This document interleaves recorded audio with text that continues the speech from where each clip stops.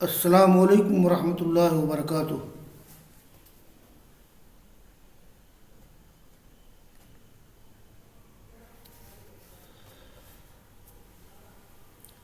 عزیز طلبہ،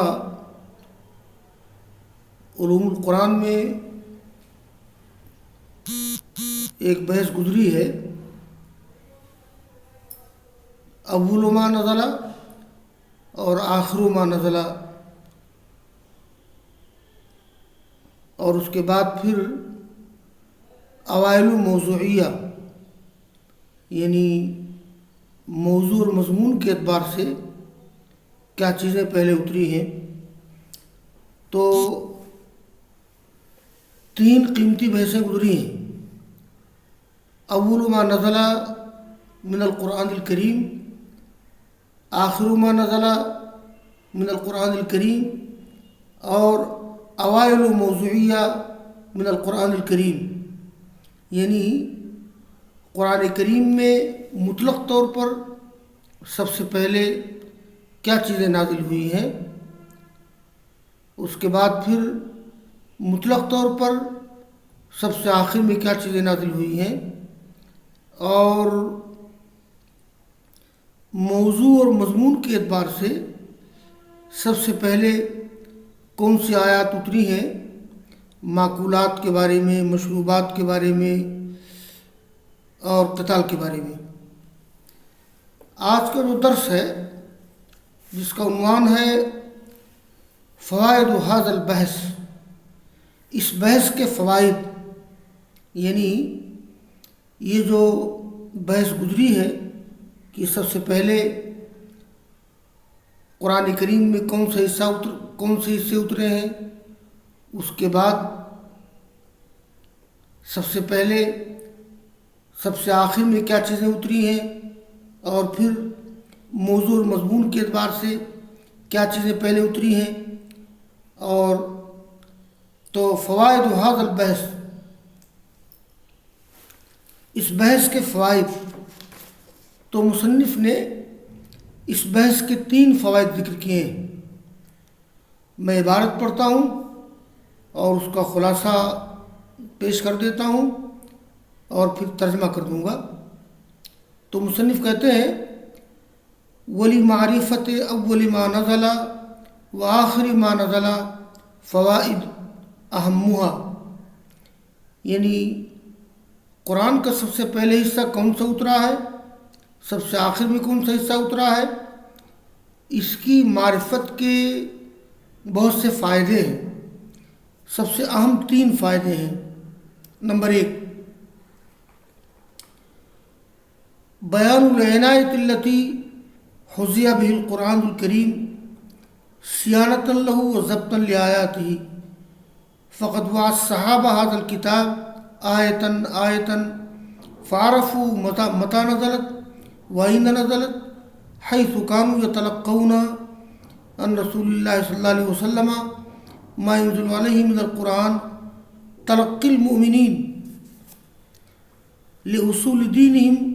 ومبعث إيمانهم ومصدر عزهم ومجدهم، وكان من أثر ذلك سلامة القرآن من التغيير والتبديل، كما قال الله تعالى إنا نحن نزلنا الذكر وإنا له لحافظون۔ تو پہلا فائدہ ہے کہ قرآن کریم پر، قرآن کریم کی حفاظت اور اس کے ضبط کے سلسلے میں جو توجہ لوگوں نے کی ہے اور جو اہتمام لوگوں نے کیا ہے، وہ اہتمام سامنے آتا ہے کہ صحابہ کرام نے، تابعین نے قرآن کریم کی حفاظت، قرآن کریم کے ضبط کے سلسلے میں جو اہتمام کیا ہے، جو توجہ کی ہے، اور قرآن کو اس سلسلے میں جو حصہ ملا ہے وہ چیز سامنے آتی ہے۔ تو یہ پہلا فائدہ ہے، خلاصہ میں نے ذکر کیا ہے۔ اور دوسرا فائدہ ہے با ادراک و اسرار التشریع الاسلامی فی تاریخ مصدر اصیل فإن آیات القرآن الکریم عالجت النفس البشریہ بہدایت السماء واخذت الناس بالاساليب الحکمیہ بالاساليب الحکیمہ التي ترقى بنفوسهم في سلم الكمال وتدرجت بهم في الأحكام التي يستقيم بها منهج حياتهم على الحق وتنتظم شؤون مجتمعهم على الطريق الأقوم. یہ دوسرا جو فائدہ ذکر کیا ہے کہ اسلامی قانون کے اسرار و حکم کا ادراک ہوتا ہے. یعنی اسلام نے اپنے قوانین کی تنفیذ میں کن اسرار اور کن حکمتوں کا لحاظ رکھا ہے اس کا ادراک ہوتا ہے، اور کس طرح سے قرآن کریم نے تدریجی طور پر نفس انسانی کی اصلاح کی ہے اور لوگوں کو عروج و ترقی کی سیڑھی پر قرآن کس طرح لے گیا ہے، یہ بات معلوم ہوتی ہے. اور تیسرا فائدہ تمییز الناسخ من المنسوخ فقط ترد الآیتان او الآیات فی موضوع واحد ويختلف الحكم في إحداهما عن الأخرى فإذا عرف ما نزل أولا وما نزل آخرا كان حكم ما نزل آخرا ناسخا لحكم ما نزل اولا. ایک تیسرا فائدہ ہے اول ما نزل اور آخر ما نزل کی معرفت کا، کہ اس سے ناسخ اور منسوخ کی تمیز ہوتی ہے. اس لیے کہ جیسے 2 آیات 3 آیات آئیں ایک موضوع کے تعلق سے اور ان میں باہم اختلاف ہے، لہذا اگر یہ بات معلوم ہو جائے کہ کیا چیز پہلے اتری ہے کیا چیز آخر میں اتری ہے تو آخر میں اترنے والی چیز وہ ناسخ ہوگی پہلے نازل شدہ آیات کے لیے. تو یہ 3 بڑے فائدے ہیں اول ما نزل اور آخر ما نزلہ کی معرفت کے لیے. تو الاول یا الف بیان العنایہ التی حظی به القرآن الکریم صیانۃ لہ و ضبط لآیاتہ، یعنی اس اہتمام کا بیان قرآن جس کا مستحق ہے اس کی حفاظت اس کی آیات کے ضبط کے لیے. چنانچہ صحابہ کرام نے وعین محفوظ کرنا، چنانچہ صحابہ کرام نے اس کتاب کو محفوظ کیا، یاد کیا ایک ایک آیت کر کے، اور لوگوں نے بات جانی ہے کہ وہ آیت کب اتری ہے کہاں اتری ہے. ایسا اس لیے ہے کہ وہ لیتے تھے رسول اللہ صلی اللہ علیہ وسلم سے جو بھی نازل ہوتا تھا قرآن کریم کا حصہ، ان مومنین کے انداز میں لینا، یعنی ان مومنین کے لینے کی طرح جو اپنے دین کے اصول کو ماننے والے ہوں، ایمان کے سبب کو ماننے والے ہوں، اپنی عزت اور اپنے شرف و مجد کے سر چشمے کو ماننے والے ہوں. وکان من اثر، اور اس کا اثر یہ ہوا، یعنی لوگوں نے جو قرآن کا اہتمام کیا اس کی حفاظت کے لیے اس کی ضبط کے لیے، یہاں تک کہ جانا انہوں نے کن آیات کا نزول کب اور کیسے ہوا ہے، تو اس کا اثر یہ ہوا کہ قرآن کریم محفوظ رہا. اور اس کا اثر ہوا قرآن کریم کا محفوظ ہونا تغیر و تبدیل سے، اس لیے کہ اللہ تعالیٰ نے فرمایا ہے اِنَّا نَحْنُ نَزَّلْنَا الذِّكْرَ وَإِنَّا لَهُ لَحَافِظُونَ، ہم نے ذکر کو نازل کیا ہے اور ہم ہی اس کی حفاظت کرنے والے ہیں. یہ ہو گیا پہلا فائدہ. اور ادراک و اسرار التشریع الاسلامی فی تاریخ مصدری الاصیل، یعنی اسلامی قانون سازی کے اسرار اور اس کی حکمتوں کی معرفت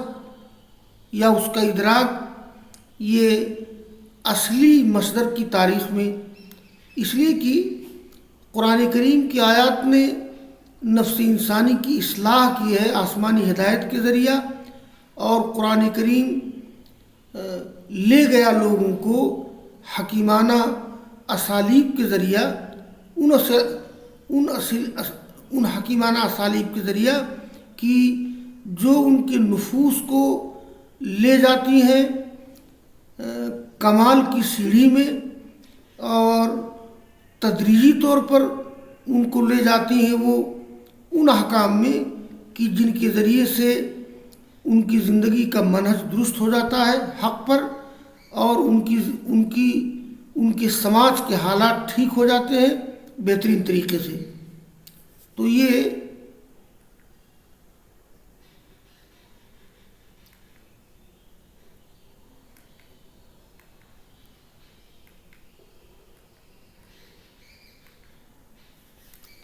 اور تیسرا فائدہ ہے تمیز الناسخ من المنسوخ، یعنی ناسخ کو الگ کرنا منسوخ سے، یعنی ناسخ اور منسوخ کی تمیز۔ چنانچہ ذکر کرتے ہیں فقط ترد الآیتان او الآیات، کبھی کبھی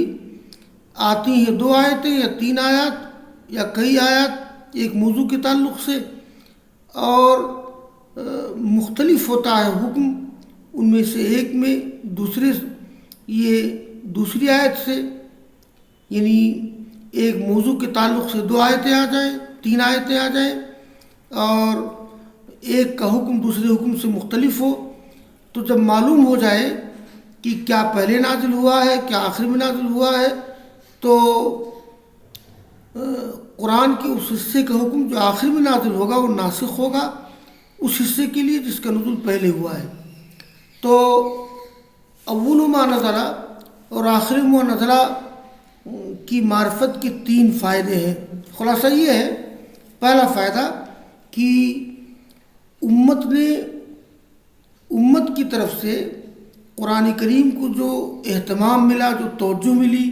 اس کی حفاظت و ضبط کے سلسلے میں یہ بات معلوم ہوتی ہے۔ اور دوسرا فائدہ کہ اسلامی قانون سازی کی حکمتیں اور اس کے اسرار معلوم ہوتے ہیں کہ کس طرح سے قرآن کریم نے تدریجی طور پر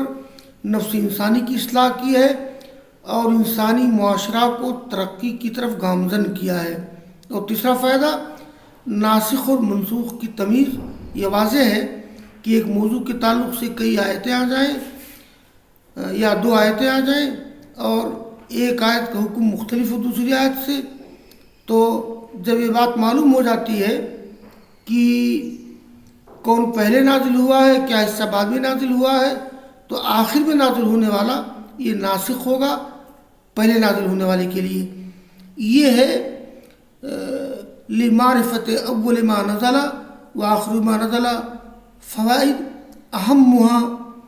یعنی ان میں سے جو اہم 3 فوائد ہیں اس کا مصنف نے بہت اچھے انداز میں خوبصورتی سے ذکر کیا ہے۔